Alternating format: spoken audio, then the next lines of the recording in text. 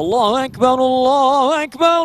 ڕۆژنامەی لۆ فیگارۆی فەڕەنسی بە ئاماژەدان بە گێڕانەوەی ئایا سۆفیا بۆ مزگەوت دەڵێ ئەوە ناردنی پەیامێکی ڕوونە کە نێوەڕۆکەکەی بریتیە لەوەی لەمە و دوا مێژووی دەوڵەتی عوسمانی ئەو مەشخەڵەیە کە دەبێت تورکیای نوێ لەسەری بڕوات.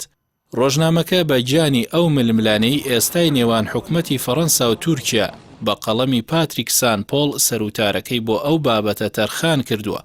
ڕەخنە لەو هەنگاوەی ڕەجەب تەیب ئەردۆغان دەگرێت و بە فاتحی نوێ ناوی دەهێنێت.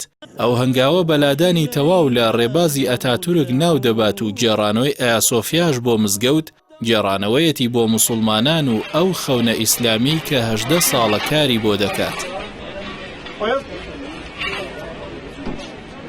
نووسەرەکە بڕوای وایە ئەو بڕیارە بزمارێکی ترە لە تابوتی ئەتاتورک دەدرێت بەڕووخاندنی عەلمانیەتی دەوڵەتی تورکیا.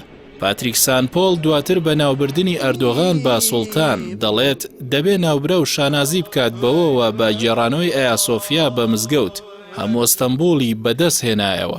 هەروەها ئەو هەنگاوەی پەیامێکی ڕوون و بەرزە کە تورکیای نوێ دەست بەسراوی بەها خۆرئاواییەکان نییە و دەرگای جیاوازیەکیشی کردووەتەوە لەگەڵ خۆرئاوادا چاک ناکرێتەوە. الله ئەکبەر الله ئەکبەر. گێڕانەوەی ئایا سۆفیا بۆ مزگەوت لەلایەن میدیای خۆرئاواییەوە گرنگی زۆری پێدرا بە تایبەتی لەو ڕۆوەوە کە بڕیارەکەی تورکیا دوورکەوتنەوەیکی ئاشکرایە لەو بنەمایانەی کە ئەتاتورک بۆ تورکیای نوێ دیاری کردبوو. لەو بارەیەوە ڕۆژنامەی نیویۆرک تایمز لە ئوتارێکدا بە ناونیشانی هاتنەدی خەونی ئیسلامیەکان لە تورکیا دەنووسێت ئەو خەونە ئیسلامیەکانی ئەو وڵاتە کۆنە لە دیدی سەرۆک ئەردۆغان و پارتەکەیدا ئەزمموی ئەتاتورک سەپاندنی ئەجێندای دەرەکیە بەسەر تورکیادا. بۆیە ئایا سۆفیای مۆزەخانە هەمیشە مۆتەکەی سەردڵی گەلی تورکیا بووە.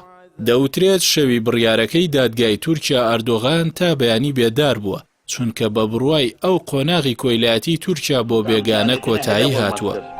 ئایا سۆفیایی کەپەڵ توتماک ئەڵڵەها سەومەیە. شاعیری ئیسلامی تورکیا نەجیب فازڵ قیساکۆریک لە کۆنگرەیەکدا لەبارەی ئایا سۆفیاوە لە 29 کانونی یەکەمی 1965دا دەڵێت گۆڕینی پەیکەری ئایا سۆفیا بە مۆزەخانە زیندانیکردنی گیانی تورکەکانە لە مۆزەخانەدا. ناوبرا و حکومەتی ئەتاتورک بە گروپی چەتە ناو دەبات کە زیان بە خۆیان و گەلەکەیان دەگەێنن. بۆیە دەڵێت ئەوەی کە خۆرئاوا دەیەوێت لە ناو خۆمانەوە و بەهۆی نوێنەرانیەوە زیانمان پێ بگەێنێت هەرگیز خاچپەرست و سۆڤیەت و یۆنانیەکان ناتوانن بیکەن. شاعیری ناوبرا و لە ساڵی 1965دا موژدەی گەڕانەوەی ئایا سۆفیا دەدات بۆ مزگەوت و دەڵێت ئەوەش تەنیا پەیوەندی بە کاتەوە هەیە. لەبارەی بڕیارەکەی ئەتاتورکەوە هۆکاری زۆر باس کراوە. بەڵام ئەوەی ڕاستیە لە دوای زنجیرە کۆبوونەوەکانی توێژەری ئەمریکی بواری مێژووی بێزەنتی تۆماس ویتمۆر لە نێوان ساڵانی 1929 تا 1934 هۆکاری سەرەکیە بۆ بڕیارەکەی حکومەتی ئەتاتورک.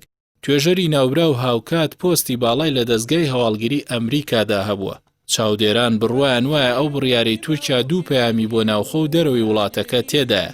یەکەمیان بۆ ناوخۆی وڵاتەکە کە قۆناغی ئاکپارتی و ئەردۆغان قۆناغی خاڵیکردنەوەی دەوڵەتی تورکیا لە بەها سەپێنراوەکانی دیکتاتۆریەتی ئەتاتورکی کە بریتیە لە عەلمانیەتی لایەنگرانە بۆ ڕیشەکێشکردنی بەها ئیسلامیەکان، ئەوەش بەبێ شۆڕشی خوێنایی و داگرتنی وێنە و پەیکەرەکانی لە شوێنە گشتیەکاندا، بەڵکو بە چاکسازی سیستمی دەستوری وڵات و بە شێوەی پلە بە پلە. پەیامی دووەمیش بۆ خۆرئاوایە کە تورکیای نوێ قۆناغی پاشکۆیەتی لۆزانی تێپەڕاندووە و لەمە دوا بڕیارەکانی سربەخۆن.